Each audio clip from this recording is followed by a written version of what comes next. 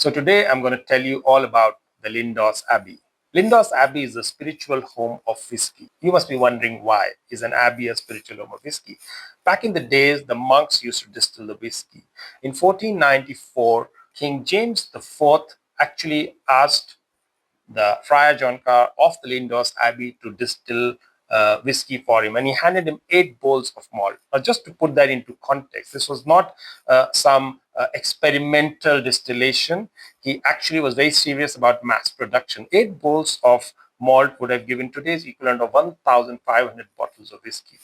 By 1559, Lindores Abbey was not there as it was in 1494 when the distillation started.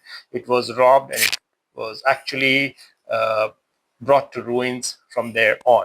In 2000, there's a very famous whiskey writer called Mr. Michael Jackson. He was actually doing some research on the origins of whiskey for one of his forthcoming books.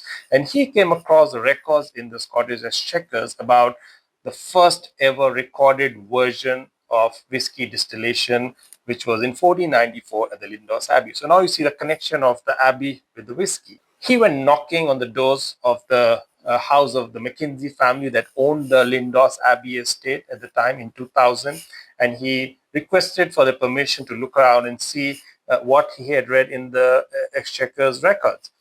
While looking around, he actually found enough evidence to show him that this was the place where the whiskey was actually first distilled. He wrote that in his book, and it was all forgotten about, but not so much by the Mackenzie family. And they sort of kept thinking about it, and some other people who did read the book also started encouraging the rebirth of Lindores Abbey and the distillation. In the year 2017, the distillery was restarted.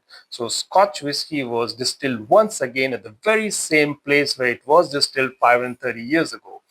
And here is the first ever bottle of the Lindores Abbey, which was come out. It says here 1494. This was a member special. There are only 1,494 members of the distillery. They started producing a series of bottles. As you can see here, there are a lot of very interesting bottlings from the distillery itself. It is the birthplace of Scotch. Just in case you're wondering what it is all about, now you know all about it. Happy drinking, happy investing, happy storytelling, happy reading, and happy everything.